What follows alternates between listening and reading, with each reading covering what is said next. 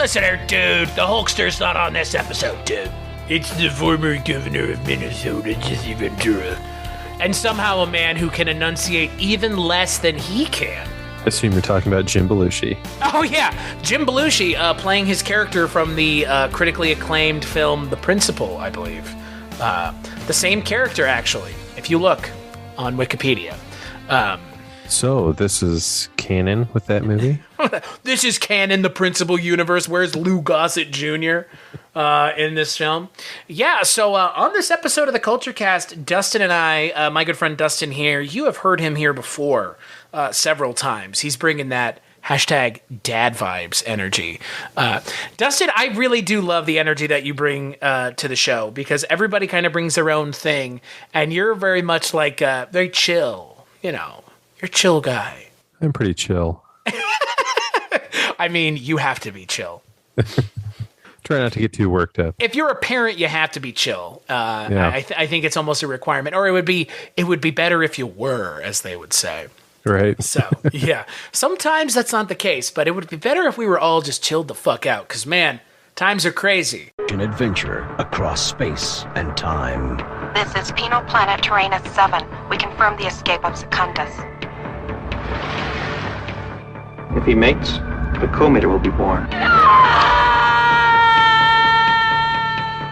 The boy may be capable of unconsciously computing the anti-life equation. Have you sent a finder after him? I sent Abraxas.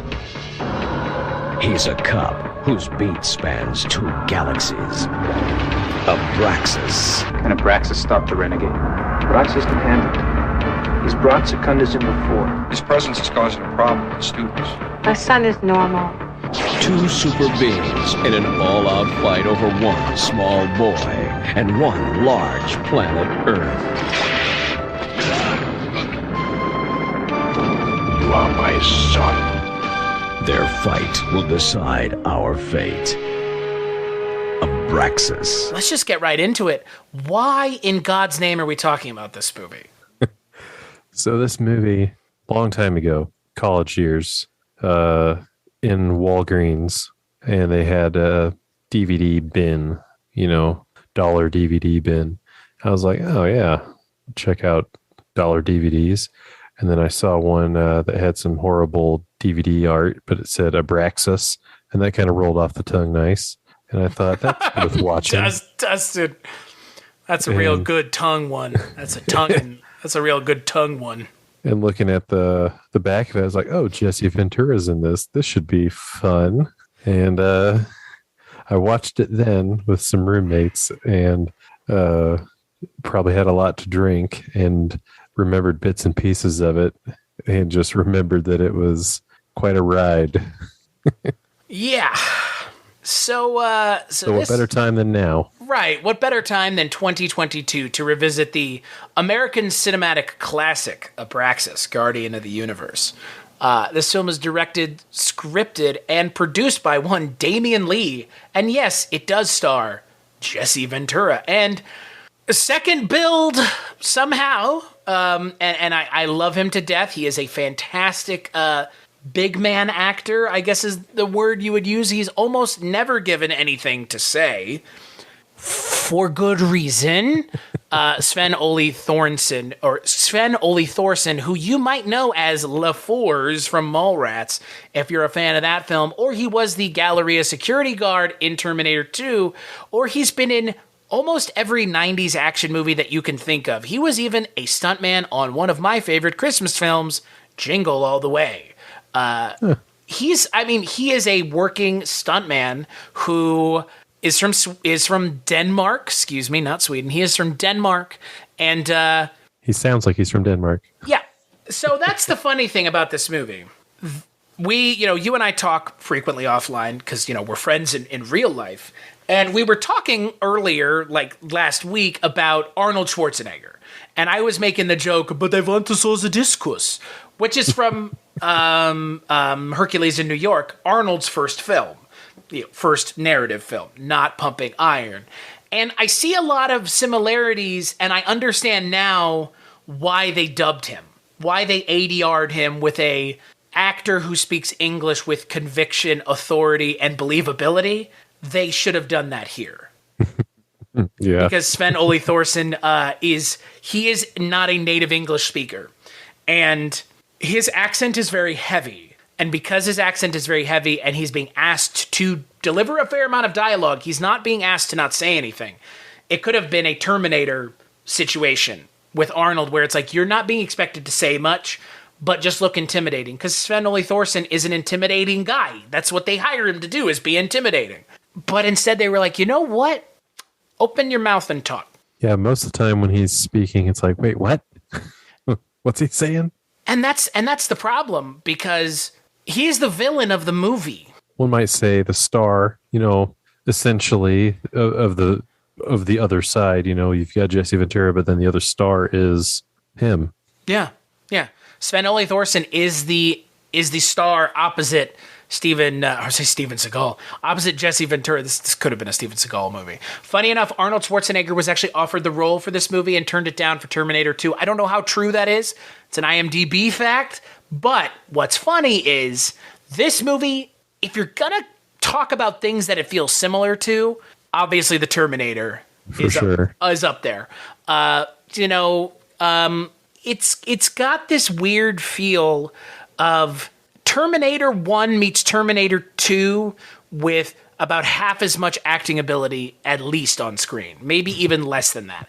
Because that's the other problem. Sven-Ole-Thorsen is not great at delivering lines. Because, again, language barrier. I totally get it. Let's talk about the star of the film, Jesse Ventura, who also doesn't understand how to deliver lines. He is, when used sparingly, he's great. A la Predator. Yeah. I'm a sexual tyrannosaurus. I ain't got time to bleed. Spouting catchy one-liners is great for someone who works in an industry where you cut promos all day. Yeah. That being punchy, tough guy lines. Yeah. They're over and done with quick. Yeah. In this movie, however, you're giving Jesse Ventura the lion's share of the dialogue and the lion's share of the exposition and the lion's share of the film, frankly. And oh my God, what a bad idea. He is so stilted and dry and not much range. Yeah. No, he doesn't feel natural at all. It's such a shame because go look at him doing color commentary for the WWE in the 80s with that goddamn beaded headdress on and, well, let me tell you something, gorilla. And it's great. You knew the kind of job that he would do in the WWE as both a wrestler and a commentator. He did a good job. He was a good wrestler, and he was an even better color commentator. And none of that translates here. Yeah. He's not physically intimidating in this movie, and he has zero charisma. Zero. In fact, he gets his ass kicked the entire movie. Yeah, in fact, the entire movie is about him just getting his ass kicked. Yeah. Every meeting he has with Secundus, he just gets his shit rocked. So this movie, originally rated R, was the topless scene that the movie totally didn't need. I cannot believe that they actually shot it. They didn't include it in the movie. It's a PG-13 movie, so let's just get that out of the way as well. This kind of movie has no right being PG-13. This movie should have been rated R. I mean, if we're talking about this kind of movie and similar films, the films that are like this movie are not rated PG-13. Yeah. They're rated R. Terminator 2, because rating a movie R, you don't get, rating a PG-13 means you don't get to have sexual content, but rating a PG-13 also means you don't get to show real violence. You get to show this kind of like neutered PG-13 bloodless violence, which, hey, again, it works great in the Marvel universe, but this kind of story, this kind of narrative that they're telling, this should have been a kick-ass sci-fi movie, because it really is. Jesse Ventura plays the titular Abraxas, and he comes to Earth to hunt down Secundus, who is trying to impregnate a woman on Earth, because in impregnating her, he will create a baby who knows the anti-life equation, which is... I know, it's the thing from DC, dear listener. I know you're saying to yourself, haven't I heard of that before in Zack Snyder's Justice League? You have, because it is literally from DC. They ripped off DC whole cloth with the anti-life equation. And that's the entire movie is then fast-forwarded into the future, where the woman played by Marjorie Bransfield has a son in like a 2-hour span at the beginning of the movie. Nobody finds that strange that a woman just shows up with the baby. I mean, they do find it strange, but it's just like, where'd you get that baby, lady? Like, what? Yeah, Secundus, and maybe you mentioned it. If you didn't, I'll say it again. Abraxas' ex-partner. Right. But she's kind of just thrown in there. Ex-lover. It's kind of just thrown in there. There's no backstory to that, really. It's just like, he's my ex-partner, and I'm going to hunt him down. Yeah. But he can't kill him. Per the rules of Sargacia, where they're from, they can't. A finder cannot kill another finder. Past or present. Right. Yeah, right. and then Secundus' glowing hand impregnates an Earth woman. I need your body. I need your body. Okay. Yeah. Opening scene of the film, pretty much. I mean, if you're out making out in your Trans Am in the woods, that's a precursor to something bad's about to happen. But then Sven-Ole-Thorsen walks up and busts through your window, and then takes your girlfriend, and his glowing hand makes a baby. And 2 hours later, she has said baby. She like it's not it. It actually, we're probably giving the film too much credit. It's like 2 minutes. It is. She inflates. Yeah. Like comically inflates, like someone stuck like a bladder underneath her jacket and they're like pumping it up off screen. They're filling it with air. It's that like comical. Whoa, like fucking Violet Beauregard and Charlie in the Chocolate Factory. It's that kind of ridiculous.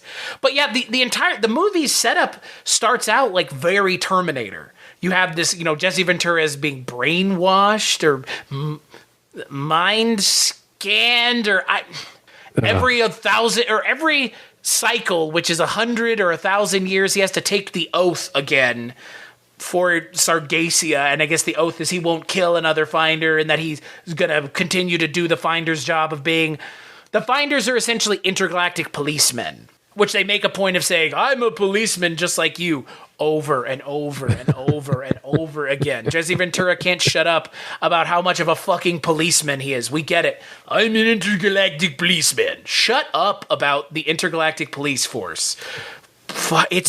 There's so much of this. There's so much of this movie that's just like fucking insane. It's not that hard of a concept. No, and that's the thing. Like this movie has I would say this movie has a rather solid idea, wouldn't you? It's almost the execution that's bad. It's not. It's not the idea. The idea is interesting. Two rival kind of intergalactic policemen. One has gone rogue and wants to become a supervillain essentially. Mm-hmm.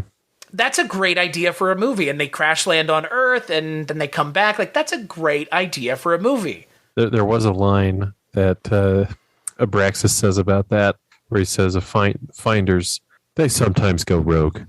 Yeah, like it's a thing. So matter of fact, like there are good people and there are bad sometimes. People. Yeah. On top of everything else, look, let's just get this out of the way. This movie is hard to find. Yes, it is. Like not as in like, oh, people don't know about it. It's like people know about it, people have heard about it, but like good luck finding it. Mm-hmm. If you go on IMDb, dear listener, which I'm sure you probably do, and you go and look at the third photo for this movie, it was in a box set for great sci-fi thrillers featuring The Disappearance of Flight 412, Slipstream, and Abraxas, Guardians of the Universe. It is one of those movies that is packed in with other movies.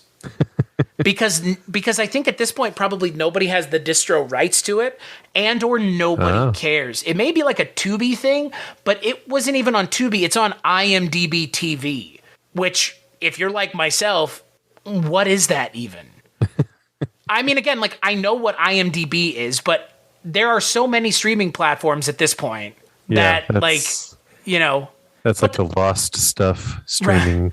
Well, it's like Tubi, right? Platform. It's like things with no home. Yeah. But what's crazy is even their copy of the movie, like scrubbing through it this afternoon, it's no better than the one that I found.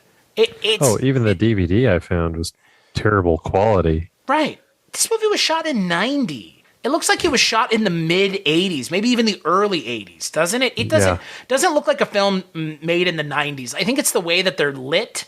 It's really poorly lit. It was all shot in winter, so everything's real gray.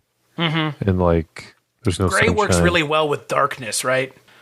Just make everything look drab like shit constantly. Great. I love it. They made it easy for cool car scenes where the car had to whip around, though. It's easy to do on ice. Yeah, right. Yeah, that's the other thing about this movie. Talk about some real piss poor action, in quotations, action scenes. What, you mean the running through the forest for a fifth of the movie? Yeah, that's the issue with this movie. It's weird. I wouldn't consider the original Terminator an action movie. The second one is more of an action movie. The first one's much more of a horror movie, like a chase movie. It's like this movie couldn't make up its mind. Did it want to be the Terminator with Secundus running around looking for the kid, which is like copped directly from the Terminator. He's looking for a unstoppable force is looking for someone who is at a physical disadvantage to him, be it a woman or a child.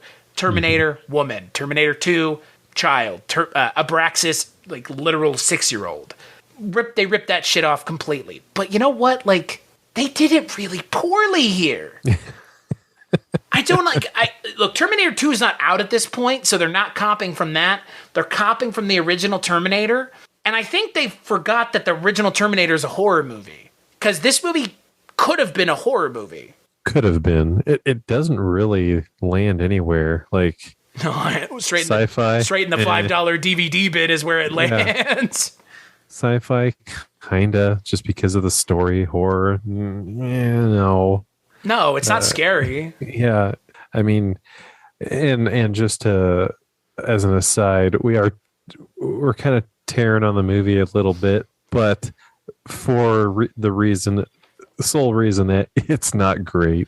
No, and it was comical. And there are some movies that are not good, and the only way to enjoy them is to revel in how kind of goofy they are. This is one of those movies. This is where we're at. Yeah. Hey, look, there are podcasts like How Did This Get Made that the entire conceit of the show is cracking on movies. And we don't do that here often, but when we do it, it's with stuff like this.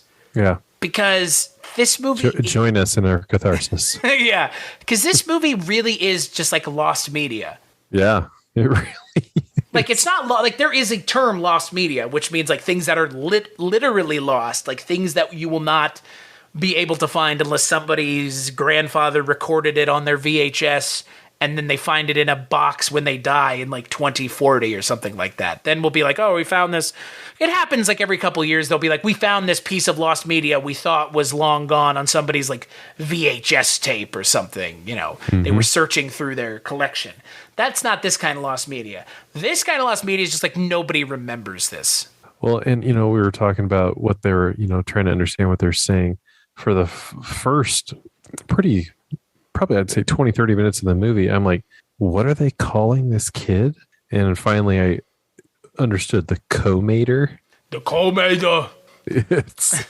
Again, they have a non-English speaker with a heavy accent delivering exposition. Delivering exposition. Are you the culmator? I need the anti-life equation. My answer box is charging. That's crazy to me that the anti-life equation is in this movie. Yeah. Again, such a fucking MacGuffin, obviously, like a massive MacGuffin. What can we throw into this movie to make it cooler? I'm not sure they could have done anything. I think this movie, the real issue with this movie, other than the lackluster script, I don't know what they saw in Sven-Ole-Thorsen and Jesse Ventura that led them to believe that this would be a good combination. A good charisma between the two. Right. They're like, that's the thing. Neither one of them are charismatic. There's no chemistry whatsoever between them. They're just two big dudes who have been given the task of just go look big on screen together. Go run through the forest.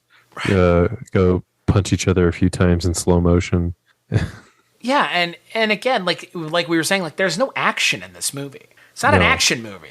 There's a chase scene at the end where these, Secundus is chasing the little child Tommy through the kind of, I guess, like a steel mill. Yeah, like stalking him through the warehouse. Best part of the entire movie, because the Prime Movers song "Strong as I Am" was in it, which just made me think of a much better movie. That movie being Michael Mann's Manhunter, which uses that song to great effect as well. That was actually my favorite part of this movie. I was like, oh, that's cool. That's kind of a cool scene. There's a little bit of like, he's kind of a badass. He's walking around stalking that kid. Like, I was like, that's kind of cool. That's interesting. They spent all their money on that scene. God, they've really all of their explosions and fire. Right. Anything creative that they did was wasted in that singular scene. Mm-hmm. Because man, yeah, when you really dig into this movie, there's nothing here to enjoy. It's I thought about watching it. I was paying attention to the score of the movie, and there's so much like smooth, sexy jazz music being played, like even through like an action scene like just got over with, and then it goes into like saxophone and slow drums and a little bit of high pitched guitar riff, and I was like, what is this? What's about to happen? The music leads you nowhere. Well, again, it's like they wanted it to be the Terminator. Hell, they might have even wanted it to be like RoboCop-esque. I'm not sure what. I know they were going for something Terminator or in that vein, because again, it's like the plot is damn near ripped from the Terminator. It like Sven-Ole-Thorsen is playing the Schwarzenegger role, Marjorie Bransfield is playing the Sarah Connor role, and then Jesse Ventura is playing the Terminator in the second movie. The big protector who doesn't he falls for, in this movie he falls for the woman. Actually, he's like, oh, I'm in love with this woman, which was always kind of an interesting thing that they never really mined in the Terminator until I guess the more recent one. They kind of talked about it a little bit, but the idea that like the Terminator could be like so in love with someone that he wants to protect them. He's like learned the human emotion of love. They kind of talk about that in the second one. Yeah. But like in this, it's like they go full hog. He stays on the planet at the end of the movie so that he can, protect against someone trying to get the culmator again. We're saying culmator, by the way, if you're wondering what we're saying. Culmator, a made-up word. Yeah, saying a made-up word in a heavy accent is really helpful. So helpful for me to be able to understand what the fuck you're saying when you're saying a made-up word, a literal goo-goo-gaga word. And I think Secundus' special power is stealing cars. I think he stole like 5 cars in that movie. Yeah. 2 of them were Trans Ams. might have been the same Trans Am.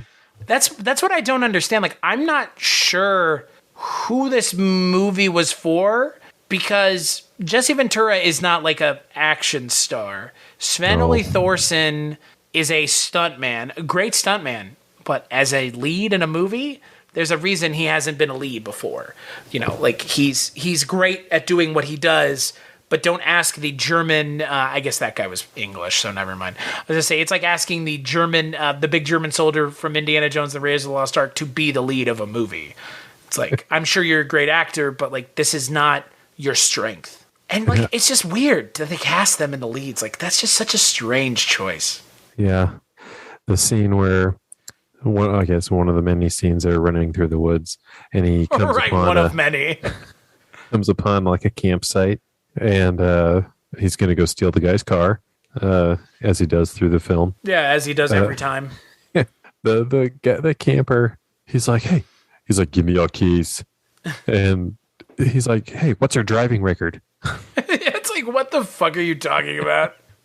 I mean, the writing wasn't great. And then Secundus eventually steals the keys with a keychain that says, are we having fun yet? Like no. The camera focuses on it. Like it was supposed to be funny. And he takes off, and then Abraxas hits the windshield like a fly on the highway. Yeah. His mouth open and everything, like, ah. Like you mentioned, they didn't make Jesse Ventura a believable hero in this movie. No. He just keeps getting smoked. Yeah, and then he ends up, beating Secundus at the end again. Even though he's not supposed to, it's against their code, the Sagarian code. It's against the code, but what a disappointing conclusion to the film. Mm-hmm. I'm going to use the anti-life equation on you. That's right. Okay. Best line in the movie. I wrote it down. You ready? Yeah, I'm ready. My box has VD.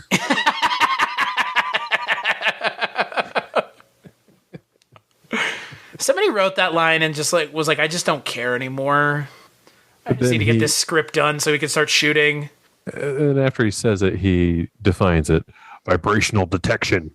That's what VD sounds like. Okay. Your box has vibrational detection. Okay. And then I think he follows it up with, finders are taught to avoid VD. But you know what's funny, though, Dustin? Like, is this not the movie that Manborg is essentially being made because of? But yeah, you're right. On our previous episode. Yeah. You know what I mean? Like, this is kind of the stuff. Yeah. Manborg's creation, for sure. Because, yeah, Manborg is, like, parodying good things, but it's also reveling in this kind of nonsense. Yeah. Like, this is a bad 80s. It's made in the 90s, but it's an 80s movie through and through. This is an example of a bad 80s action movie. And there are tons of them. I mean, look, for as many good 80s action movies as there are, Commando, every Schwarzenegger movie in the 80s, Stallone stuff, there are so many bad ones. There are more bad ones than good ones, obviously. That's the way it works. Yeah. Well, in a movie like Manborg, it's intentionally bad, but done really well and makes it enjoyable to watch. I don't think they tried to make this bad. It just became bad. Well, it's bad. It's bad because we both know that there's a good movie here.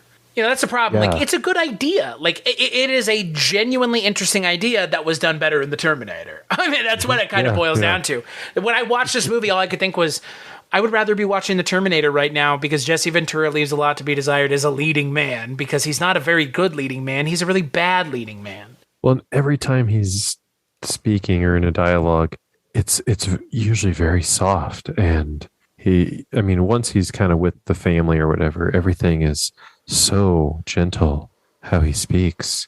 And I want to tell you a story. Yeah, half naked Abraxas with little kid in bed with him, telling him a story about bad man Secundus. The weirdest scene in the entire movie. That is the scene that I remember this movie for. Is, let me tell you a story. There were two men, and they loved each other very much. Oh, yeah. And then one of them became bad. Oh, and he was so naughty and dirty. The other one had to soap him up and down, all over his cheeks. I mean, all over his butt. I mean, all over his body. I mean, there was nothing gay that happened, I swear. Yeah, it's just like there's... Did I tell you I'm 1,000 or 10,000 years old? Right? Like, there is... A smarter man than me would say there are a lot of homoerotic undertones in the movie. They're kind of, honestly though, there kind of are. There's a little kind of gay undertones between Secundus and his old pal Abraxas.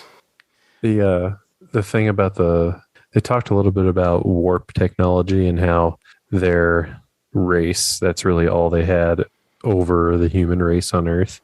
Like, otherwise technologically they're about the same, right? And they said, but they went on to say, like, sometimes we screw it up though. And they were trying to warp Abraxas into the same warp as Secundus, and something went wrong and it stripped them of their weapons or something. But then they show them like landing in the water. And Secundus has this kind of cool, like, out of the water, like, I'm a badass, coming out of his warp. And then they show Abraxas, and it looks like he's drowning. He eats shit into the water. Arnold and Jesse Ventura are both big guys. It's not hard to lean into that. And they did... But then they completely forgot about everything else. Yeah. They were like, we're just going to show these two big dudes on screen walking around constantly, but we're not going to actually give them anything to do. It was weird that they let Jesse Ventura keep his little braid. Wow. Did you see that? He had like a little ponytail braid thing going on. Oh, yeah. Real little. Very Paul Heyman-esque. Yeah. Like I said, he's great in Predator. Obviously, he's like one of the more memorable parts of Predator. Is like a one-liner, fucking, water mill. It just keeps going. There's like there's fucking one-liners up until the last minute of that movie. Get to the chopper. Yeah. What the hell are you? Like shit like that. Like, that's great. But yeah, Jesse Ventura is a sexual tyrannosaurus, and I ain't got time to bleed is one of the greatest, action movie lines of all time. But with someone like Jesse Ventura, it feels like less is more. Yep. Because he's also in The X-Files as the Man in Black in the Jose Chung's From Outer Space episode. And he's really good in that, which is strange. Again, it's weird to me. Like, you would think they would be able to tap into the charisma that he had as a wrestler. And they really just missed the mark by about a fucking country mile. And you would think the action would, okay, the acting's not great. Let's get to the action scene, former wrestler. You think about like John Cena and stuff like that. No, nope, not great. Yeah. And then he winds up getting stabbed by a lamp. Right. That is of all the things in a house. That is the funny thing, though, to your point. Like, when people used to think about wrestlers as actors, this is what they would think about. This and Hogan doing fucking Mr. Nanny. Suburban Commando. Yeah. I was frozen today. I mean, that movie's... We should just watch that movie. You're going to pound my face in. Nah, man. I love that the 90s. We'll sue you. That's a great movie. I haven't seen that movie in a decade. Oh my God. That movie is so good. That movie is that's a trip, man. It totally is. Yeah. What's funny is like this movie, Suburban Commando's bad. Mr. Nanny's bad, but they're fun. Like Hogan brings something to it. It's chaotic, evil energy. Talent, but at least he's fun to watch. He brings that chaotic, evil Hulk Hogan energy. Listen here, dude. I'm the Hulkster, dude. Brother Man Jack, dude. But that's the thing. Like even up until recently, with like Stone Cold Steve Austin, I don't consider Stone Cold a good actor. His Tide commercials are great. Stone Cold. Yeah, him and Ice-T have Tide commercials. Oh yeah, that's right. Yeah. But up until someone like The Rock, I mean, there were a couple outliers, like, the man, the myth, the legend, Rowdy Roddy. He was like the only one. Oh, yeah. He's like the only one pre The Rock and Cena where I'm like, you're like a good actor. On top of being a great wrestler, I mean, Hell Comes to Frogtown, They Live, It's Always Sunny, They Live. I mean, They Live is a damn near perfect movie. One of John Carpenter's best. But when people think about wrestlers in movies, I mean, we did an entire month of wrestling movies a couple years ago. This is the kind of stuff people think about. This is the kind of roles people think about. Because people, for the longest time, there was no ability to be good at both. You were either a good wrestler or a good actor. What about Zeus? No, Zeus. What's that smell? Dookie! What a fucking shit movie, dude. My God. If you don't know what we're talking about, No Holds Barred, ladies and gentlemen. A film with Hulk Hogan effectively playing himself, wrestling Tiny Lister, playing Zeus, who would then play Zeus in real life to wrestle real-life Hulk Hogan. If that makes any sense to you, your name might be Vince McMahon. Because it doesn't make a lick of fucking sense to me. But that's again like if you were a wrestler in the 80s and 90s, this is the kind of shit that you were in.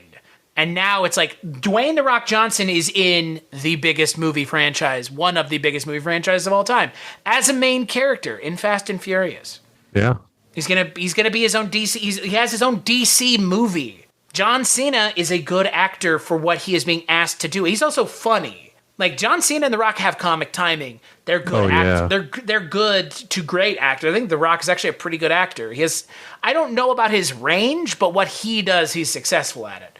Yep. I think Cena might actually have more range overall, but they kind of broke the mold of the kinds of abilities that we assume actors or wrestlers can have as actors. Because again, for the most part, it was, Stone Cold, and this is the Condemned. Like, Who cares? I mean, a lot of the time they weren't asking him to do anything. It's just run around in the woods and stab people for an hour. I mean, that's The Condemned, or like a lot of those Stone Cold Steve Austin movies that have essentially all run together in my mind. Some star Vinnie Jones, some don't, but they all have the same look and feel, which is Stone Cold running around in the woods, stabbing people. Wow. They found his niche. Right? He's the Texas rattlesnake. It's like, all right, what do we do? Put him out in the woods to stab Vinnie Jones in the throat, I guess? Or poor Neil McDonough, who's in like half of those WWE movies. And that's the thing, like WWE has been spending a lot of money and time making movies with wrestlers. And for the most part, they're fucking real bad. Yeah, they don't always land the mark. Always land. They rarely land. If they land, that's more surprising than not. You know, WWE movies, WWE studios ain't exactly known for making quality films. They're known for making films that people like accidentally watch because they like It's like those movies that you like, those like video games that your family buys you by accident, thinking it's one thing and it's something else. It's like Transmorphers, that movie. Do you remember that movie? Oh yes. Yeah. It's like, oh, Grandma, what did you buy me for my birthday? I bought you the Transformers movie. It's like Transmorphers, rip. That's what it feels like. This is like a knockoff Terminator. It's like cheapo Terminator. It's like we have Terminator at home, you know? Yeah. Wish.com Terminator. Oh, I can make a Terminator movie. Yeah. Someone saw the Terminator and said, I get it. Totally is. Wish.com. Look at the poster. Abraxas with that eye. Jesse Ventura's red eye that doesn't come into play at all in the entire movie.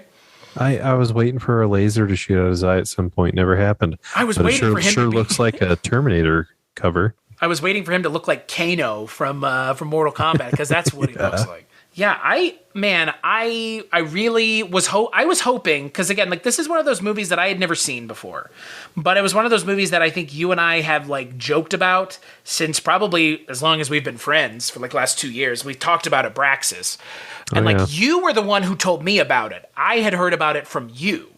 So this is like, you know, we're finally sitting here talking about it, and it's so disappointing that it's not more fun. It's just bad. Yeah. Sorry to disappoint. No, it's not your fault. Like, I think what's disappointing is it stopped short of being really bad. Mm-hmm. You know, it stopped short of being fun bad. It's just kind of like boring bad.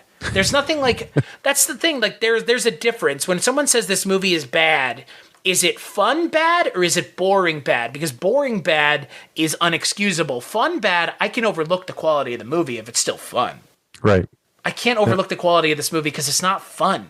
I did have a genuine reaction to a scene in the movie, and that was with Jim Belushi's character, where it generally made me chuckle. Like, probably because he's good at delivering his character's lines, and it was about the culmator, the son, was being bullied at school, and just the approach the principal took with it was, oh, well, you know, he's got to leave the school. And the mom's like, what? Why? He's not doing anything wrong. Did you ask the kids to stop bullying him? And he's like, oh, no, I didn't. That's a good idea. I'm going to try that. But it just made me chuckle for a moment in the movie. I was like, oh. You know, I don't dislike Jim Belushi. Yeah. Do you? No. Because you know what Jim Belushi does now for a living? No. Do you really not know? I don't know. There's a whole show about it even. He grows cannabis. Yeah. He has a show called Growing Belushi where it's all about him and his cannabis business. Nice. Super weird, right? Really weird. Well, I mean... I think he does it for I think there's something about someone he knows or some family member of his is also like... has something where cannabis helps, which is like, again, you know, that's a great story, but I think everybody kind of thinks as Jim Belushi is like the lesser Belushi brother, but I've seen him in a couple things recently, and I'm a huge fucking fan of Red Heat, so... Yeah.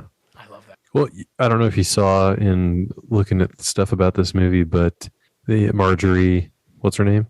Blanchfield. Her and Belushi were married for like 2 years. Yeah, that's why he was in this movie. It's because she was in this movie. Yeah. He kind of like, you know, it's a bad movie when Jim Belushi feels out of place. Right. It was random. Yeah. Like, there's Jim Belushi. And here's an actual actor. Like, this guy is still working. I mean, there are people in this movie that are still working actors, but he's like, of all the high profile people, he's the highest profile person in this entire movie. Yeah. Which is insane, given the body of work that Sven-Ole-Thorsen has. They probably got a deal on him. Right. He was like, I'll just, whatever. I'll play my character from The Principal again. Yeah. It's really disappointing because Sven-Ole-Thorsen is, I think he's one of the true great stuntmen. I mean, he played Tigris in Gladiator. Again, he's been in so many things. He was in Running Man. Speaking of Arnold again, and Jesse Ventura, he plays the security guard in Running Man. And he's in Lethal Weapon. I mean, he's in everything. He's in Hard Target, the fucking John Woo, Jean-Claude Van Damme film that I really want to watch and have never seen. Sven-Ole-Thorsen is one of those people who you have seen him in things before and don't know who he is, but it's such a shame that this is what they gave him. Because they should, if they, you know what, I don't know. I feel like if they had left him not talking, it would have been better. Yeah, figure out a different way to do the movie with him not having to talk so much. And you know what I wonder? Because he ended up working with Schwarzenegger in 91, right? So this movie comes out in 90. And I've got to wonder if in 91 he's on set with Schwarzenegger and he's like, I was in the Abraxas. And he's like telling him about Abraxas. And I wonder what, because it had to come up. Because Schwarzenegger turned down the role for that movie. He turned down the Jesse Ventura part to be in Terminator, which Sven-Ole-Thorsen is then in later that year. I wonder what they like. I wonder if Arnold's like, man, I really dodged a bullet. Yeah, you did. It's like, yeah, I fucking did. I sure did. What a shame. My second favorite part of the movie. First was my box is VD line. Second is he's in the middle of town and the cops see him and they know he's the bad guy. So the cops say, hey buddy, hold it right there. And they pull out their pistols and start, freeze. And he's like, your weapons will not hurt me. And then all of a sudden the cop is like, well, how about this? And he pulls out an Uzi. Yeah, the cops have Uzis in this movie, dude. What the fuck? Small town cops. Spraying and praying. Small town cops with Uzis is the fun, that just... Yeah, that was out of nowhere. Where did you get that, small town cop? I got it from the Uzi store down at the mall. The one drug bust the town had. This is Uzi lying around. Hey, like I was saying about Sven-Ole-Thorsen, Kevin Smith used him to perfect effect. Make him look big, make him look intimidating, lean into the fact that this dude is 6'4". He played one of Thulsa Doon's bodyguards in Conan the Barbarian. His entire career, he has worked opposite Arnold in almost every 80s movie that Arnold was in, he was there. So it's a shame because this is his movie to be the Arnold role. This is his movie. It's essentially the two Arnold roles in one movie, right? Yeah. Abraxas is Arnold from Terminator 1 and Arnold from Terminator 2 being portrayed by different people. And it's such a shame. It's like I said, this movie for me, we could have clowned on it for an hour, but for me, it's an interesting concept that goes nowhere. Yeah. And such a shame because again, that idea is the Terminator 2 essentially. Well, here's a thought. Being that Sven had worked with Arnold all this time leading up to this movie, do you think they cast him for that role in hopes that Arnold would do it? That's because they've always worked together. That's what I'm thinking. I mean, or again, they're like, oh crap. Or they cast him because he had worked with Arnold. Yeah, I think you're right. I think so. Like you said, or maybe they think they could get Arnold. So I don't know. It's really funny. Sven-Ole-Thorsen in an interview in 2001 said there's a difference between American movies and European movies because there are a lot of European countries that get support from the state. The movies are more artistic. They are more based on dialogue and they are more based on telling a good story. And it's interesting because I get that condemnation and a movie like this is almost like, fucking poster child for what he's saying. Yeah. Because again, they really tried to pass this movie off as visually interesting an action movie, and then the dialogue is so half-assed, the dialogue is so lackluster and disappointing, and the performances leave so much to be desired, and I just, you know what, just leave the guy quiet. Don't ask him to do much. He's so goddamn intimidating looking. I wouldn't want to be in a dark alley with Sven-Ole-Thorsen any more than you would, and you're bigger than I am, and he's fucking bigger than both of us. He's a huge dude. You know, there was a scene, and maybe this is just how it was shot, because you said he's 6'4". Yeah. Do you recall when he broke into like that gas station to recharge his answer box, which I want to talk about the answer box a little more. He pulls the power from the wall. He's recharging, and the owner of the shop or whatever walks in, and then they show them standing side by side, and the owner of the shop is like 2 foot taller than him. And knowing how big Sven is, like that had to be camera work to make that happen, because no way was that guy like 7.5 feet. Right. Yeah, no, I noticed that. Again, like they don't, like a movie, like I said, even a movie like Mallrats, like they lean on the fact that this guy is a big dude. But they made him look so small in that scene. He still killed the guy, but I don't, for this being his one role. Yeah. His one kind of like big, like essentially starring role. The guy used to playing villains opposite Arnold Schwarzenegger. Big villain role. Or Seagal in On Deadly Ground. He's in that movie. Yeah. And he was in Predator. He was in Predator too. So he's been in like everything. This is not on the top 5. It probably would be, actually, given that it's his singular kind of top billed role. So, but I think that's telling. And so this movie had a lot of random moments, one of which that made me go, what is happening?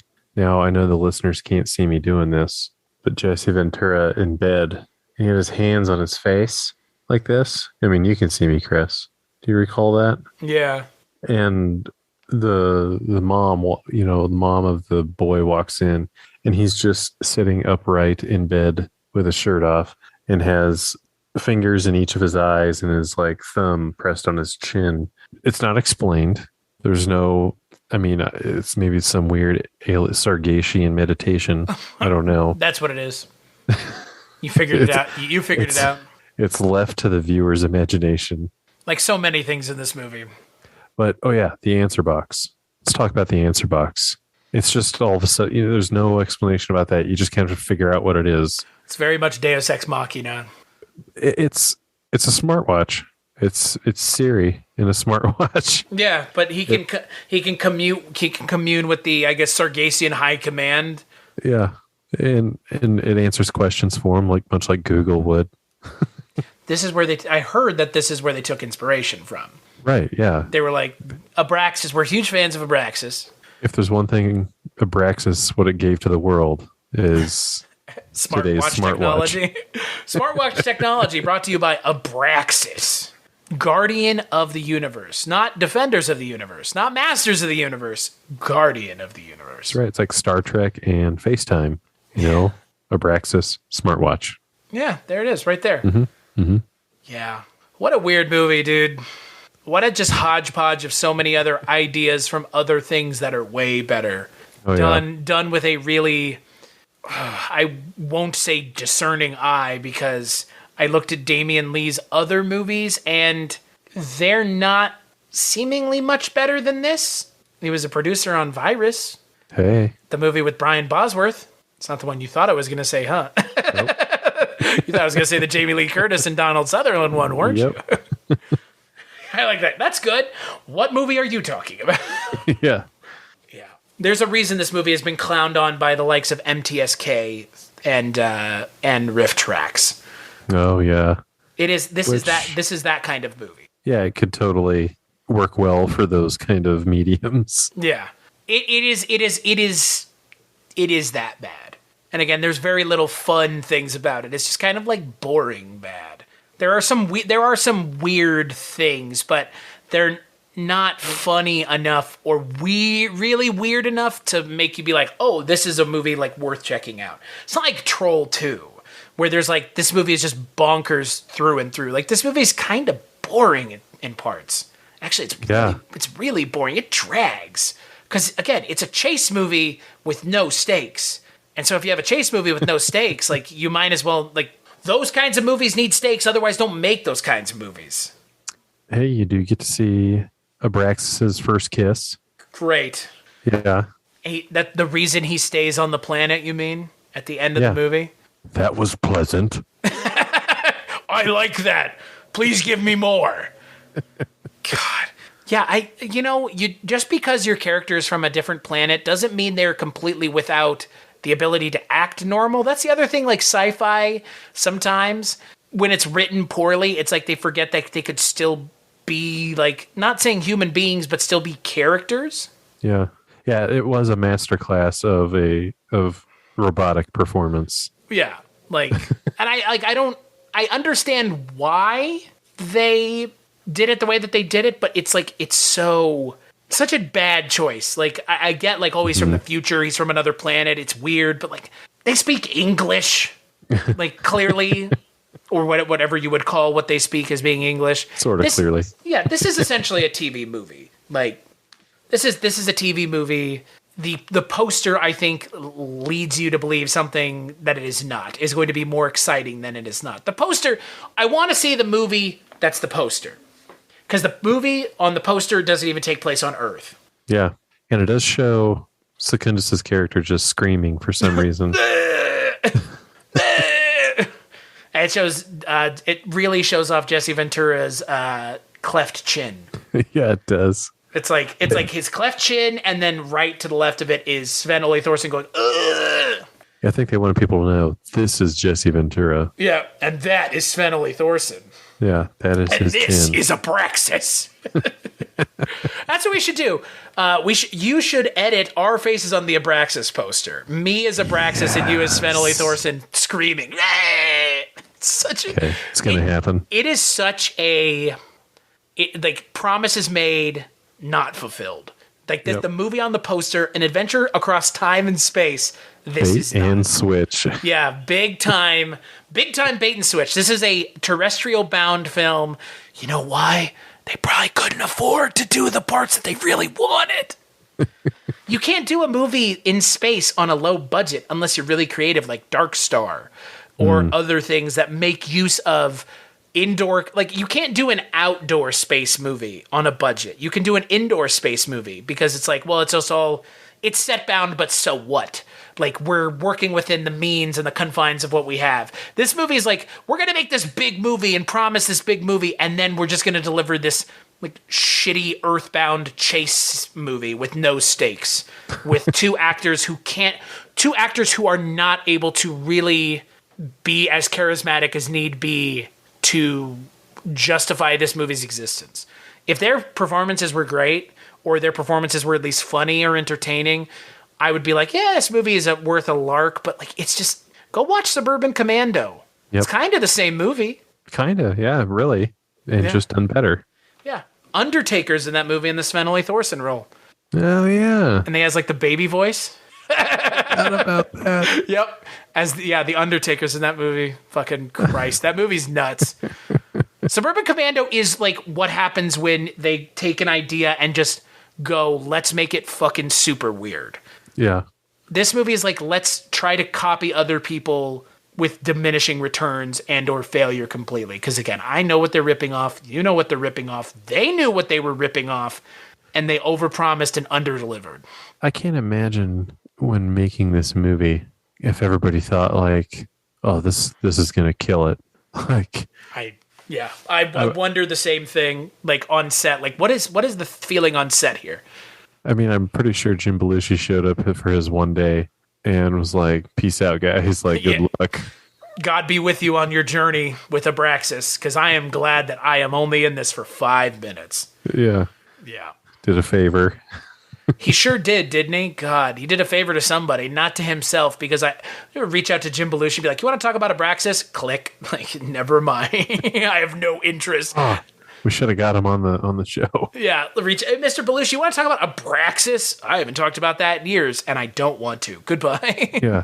I don't know. He might. I don't know. He might want to talk about it. I don't know how many people are knocking down his door to talk about Abraxas, you know?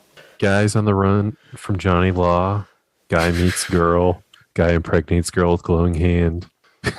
As you do. Girl has baby 2 minutes later. Yeah. Baby doesn't grow as quickly outside of the womb as he did inside, though. Guy disappears. Johnny Law falls in love with girl. As you do. Guy tries to come back for son. Johnny Law doesn't let him. You know, it's the same formula. Over and over again, really. But why? But final thoughts on Abraxas. I mean, if you're looking to kill an hour and a half. Oh, you're going to endorse this as a time waster? Boy. You forget that there are literally a million other movies in the universe. None like Abraxas. Right. There are a few films like this one. And for that, it's a success. It's a unique watching experience, isn't it? Yeah. I'm honestly not sure that this is any different than watching one of those DTV Steven Seagal movies. That's what this felt like the most for me. And as someone who has been entrenched in those movies for the last year doing my own, podcast on them, this is what those remind me of. Yep. It's like that, kind of rip-off content. I don't know who this is for, but somebody's watching it. This time it doesn't feel like it's made in Eastern Europe, but it was definitely made somewhere cheaply. Probably the Pacific Northwest. Or Canada, even. If you got yourself some of Jim Belushi's weed. Don't watch this. Watch something else. Watch Manborg if you're high. You might enjoy it more. Again, the real problem with this movie is it just looks like shit. It does look bad. That alone makes this really hard to endorse. It's like shot on a Sony Hi8 handheld camera and tripod. Yeah, I don't know. Sometimes. Yeah, I don't know what they were thinking with the quality of this film. Like, the quality of the presentation is so unbelievably bad. And that, I think, alone for me almost makes this movie not worth suggesting people check out. Because, again, I know I'm very skip it or watch it, but you can say watch it even if it's a bad movie. Like, it's just not fun. I can't even endorse. You're not going to have fun if you watch this. There's like one or two parts that you'll be like, oh, that's kind of weird. Like Jesse Ventura shirtless talking to a 5-year-old. But those scenes Wanna hear a story? Yeah. Want to sit on my lap? Not as much as you want me to. That's for sure. It's weird. Again, there's an inkling of a good idea here, and there's even a notion of a fun bad movie here. But none of those things come to fruition. None of those things come to pass, and it ends up just being a very cheap knockoff of the Terminator with Jesse Ventura. Yeah, it's probably not worth watching. But yet somehow, and this has seemingly happened every time. I've seen it twice now. Wow. Well, God be with you. Get those hour and a half back. I will say, we didn't figure out what we're talking about next. We normally figure it out while we're doing an episode. Kind of naturally presents itself. Nothing we've talked. I mean, I guess what we could do. We could continue this theme of wrestlers in movies, and we could cover something that has wrestlers in it. Could. Something came to my mind while we were talking. Oh, dear God. And we've talked about it before, and I don't know if you've seen it or not. Ice Pirates. You've mentioned it before. I have. I've never seen it. It was when we were talking about, the whole space alien thing and movies that aren't great but still done well and they're fun. Right. That popped in my head. But you also mentioned Suburban Commando. Right. Boy, that would be a blast from the past. Last time I did an episode on that was 2014. Wow. Suburban Commando Revisited. Well, you pick. You program it, brother. We're going to have fun either way. Have you ever seen Ice Pirates? No. Oh, that's a movie that got to share with the world. Share it with the world, he says. Okay, then let's do that. So yeah, the next time you and I chat, we'll be doing a look at fucking Ice Pirates. I'm excited. A film that should be fun. It's not going to be good, but it should be fun. I have seen it. Growing up, I watched it a lot.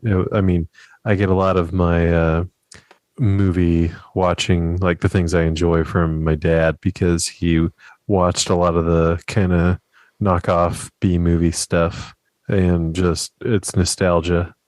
So Hey, it's Abraxas is nostalgia too. Don't forget that. yep. The wrong kind of nostalgia. Yeah. Nostalgia gone wrong. Abraxas. Well, hey, I've never seen Ice Pirates. I've seen the trailer a couple times. And, well, you know what? The bar has been set rather low with this episode. So it kind of has only upwards to go, really? Yeah. So, You got to find the bottom. right. Before you can, Yeah. before you got to be a bottom before you can top, right? Is that how it goes? I think so. That's when I heard in days of yore. So yeah, so the next time Dustin and I will be coming into your ear holes. Ugh, Oh, that's a gross term. God. Yikes! Oops. The next time Dustin and I will be invading your ear holes. a little better. Yeah, we'll be talking about Ice Pirates. So until then, cstasher.com is where you can find me. Dustin, you can't find him anywhere because he's a man of mystery, international. That's right. Man of mystery. That's right. He's out there keeping it real, as we would say. Watching movies so you don't have to. Right. I think that's somebody else's tagline already. I'm not sure. Oh, darn it. That might be the nostalgia critic even. But nobody watches his stuff anymore anyways, so you're fine. You can steal it. All right, TM. You know, it's just TM, trademark that shit. It's mine now. Yeah, so that's where you can find me. Patreon.com/culturecast. $1 is all it takes to get, extra episode a month, which is, $1. I mean, geez, $1 for a free episode of us talking? Not you That's and I. how much other Abraxas people. costs. Yeah, yeah, right. Not to make, though, sadly. So somebody paid lots of money to make this movie, and that in and of itself was probably the biggest failure of them all. And I bet Manborg costs less. Manborg cost like $7,000 Canadian or something. It was like nobody was cashing a paycheck for being in Manborg. Somebody cashed a paycheck. 2 people, several people, lots of people cashed a paycheck for Abraxas. So I got points on the back end. Mr. Lee, are we getting any residuals from Abraxas? Not a fucking one. So as always, Dustin, thank you for joining me on one of these Culture Casts after dark, a late night Culture Cast as we tend to do, and picking the movie, and hopefully the next one will be better. But guess you'll have to listen. Oh, it will be. Right? I guess you'll have to listen to the next episode to find out.